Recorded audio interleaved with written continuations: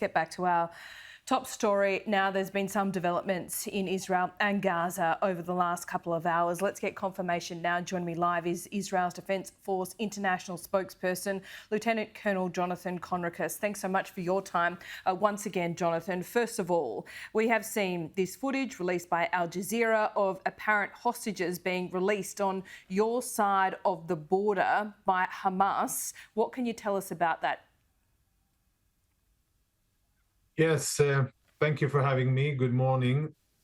We've seen that footage. It's being investigated, and I would cautiously say that the preliminary assessment is that this is old footage. Again, preliminary assessment. We are in a very fluid situation, but I don't think that this is recent, and it needs to be verified for authenticity.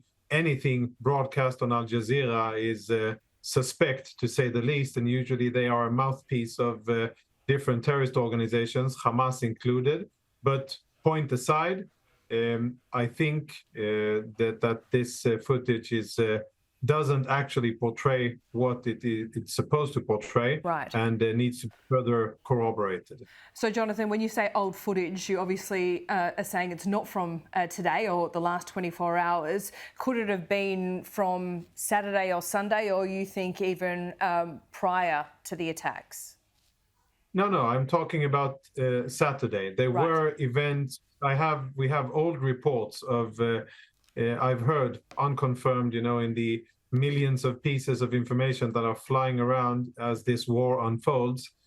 I did hear reports of some of the Israelis who were able to make their way back in the mayhem of the first hours. Again, unconfirmed and not very detailed, and that could be one of them.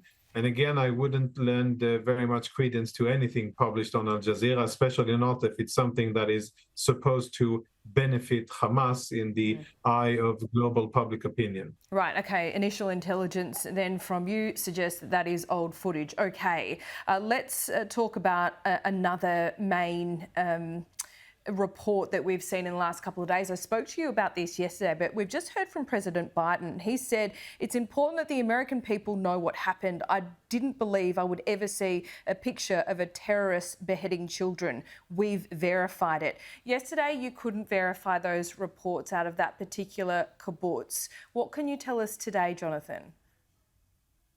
I can tell you that it's been verified firsthand by a senior official in our coronary service. It's called Zaka in Hebrew. They are the people who have the dubious task of locating bodies and bringing them to a proper burial. That's the service they do. And they are the people who collect the bodies. And there's a senior person who was identified on record. I think he was on CBS News, personally testified to the fact that he indeed saw the heads of severed babies. And I know that the Israeli Prime Minister's office has also corroborated the news. I, of course, haven't seen the atrocity myself, but I think those two sources should be enough to be able to verify this extremely horrible piece of information that we are confronted with. Okay, so I hate to get into the grim detail here, but was it in that same kibbutz that we were talking about yesterday? And we were talking about reports of up to 40 babies being murdered, some of them decapitated. So do we know numbers? Indeed, we are talking about kibbutz Kfar Aza, which was a small and beautiful community with lots of gentle and peace-loving people who lived in harmony in the area, with many Arab friends in Gaza, and who also provided livelihood for Palestinian workers from Gaza who used to work in the fields and agricultural areas of the kibbutz. These are the people who are now slaughtered. And I think that there was a major situation at in one of the families or the areas where the children are. And that was what explained the absolutely horrific number of children and babies. I cannot confirm 40. Specifically, I cannot confirm the number 40, but have read firsthand reports of many babies and the gruesome detail that they were also beheaded. And if we're into gruesome details, I've heard firsthand reports of a mutilated body of a pregnant woman. And the atrocities go on and on and on. As we uncover more bodies of Israelis, civilians, we find them tied with their hands behind their back and executed, ISIS style, and people that suffocated to death or were burned to death inside their homes because Hamas terrorists lit their houses on fire.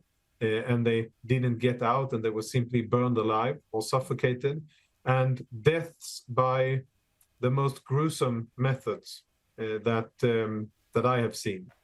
So yes, the atrocities are abundant, and again, this should serve to everyone who is watching this conflict and who cares about the situation. And I know that there are many in Australia who are very emotional about the situation in Gaza and are asking questions about the humanitarian situation in Gaza, etc. Those are valid questions, and I understand where they come from.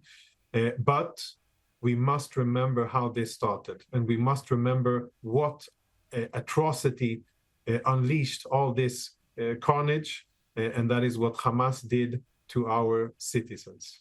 So, Jonathan, you're not unmoved by what you've seen coming out of Gaza, because they too have lost children. Definitely. I don't think that anybody in Israel, or definitely not in the military, is unmoved or has any joy or interest in civilians being affected by warfare. That is never our aim. We fight against ruthless terrorist organizations, and when you do that, you have to be strong and apply force. That is the sad reality and the environment that we live in. I wish we had nice neighbors like you have, but we don't. We have horrible, murderous neighbors who are out to kill us, and this is not me saying it. This has been proven in blood, with 1,200 dead Israelis as proof for it, and against them we have to fight. And yes, we will continue to carry ourselves according to the laws of armed conflict. We will continue to strike proportionately. We will continue to strike military targets, but we are doing it with tremendous force because Hamas has overstepped and really unleashed the floodgates of hell on Gaza, and the responsibility is only on the shoulders of Hamas, not on us. It is on the shoulders of Hamas. Okay. On the question of proportionality, 20 hours ago, the IDF tweeted that 200 targets had been hit from Israeli jets. That would culminate in, I think, 450 over that 24-hour period, or perhaps less. I note reports of those bombardments continuing right throughout the night. There seems to have been a significant step up in your strikes on Gaza this evening. Is that a correct assumption? No, not entirely. The higher tempo of operations was more yesterday, up until yesterday morning. Today we are just 1:30 a.m. Israeli time on Thursday. I have to look at the watch to keep track. And yesterday was a day of intense aerial activity over Gaza, with lots of Hamas targets being struck in various places all around the Gaza Strip. As of now, I think that if you'll connect to a live feed, then the situation is relatively quiet. And what we are doing on our side in terms of the future is that we are, deploying the different sensors that we have, looking and listening and trying to pick up indications of the whereabouts of senior Hamas commanders, right, to gain more understanding of where they are and what they're doing to intercept rockets when they're being launched, and that type of operations. And can you confirm that Israel is preparing for a ground invasion? I can confirm that we have been tasked by the Israeli military to strip Hamas of all of its military capacities. And I can also confirm that we have enlisted or called up more than 300,000 reservists, all of them from ground units.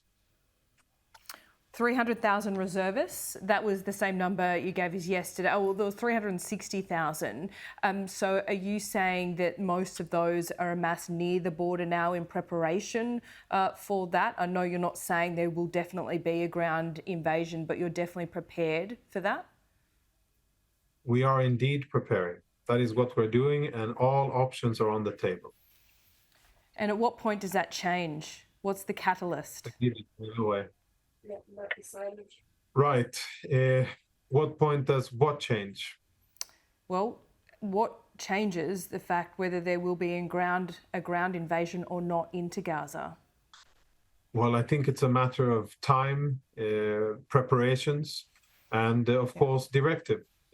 A ground operation in such a densely populated area, which a quite serious enemy has had time to prepare in terms of tunnels, IEDs, booby traps, etc., is not an easy endeavor, not something that you do out of anger and quickly. It's something that you plan well and prepare.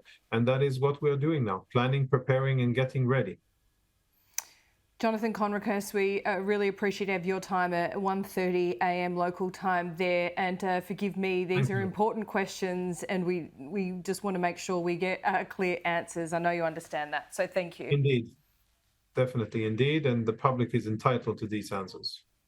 Lieutenant Colonel Jonathan Conricus live there from Tel Aviv.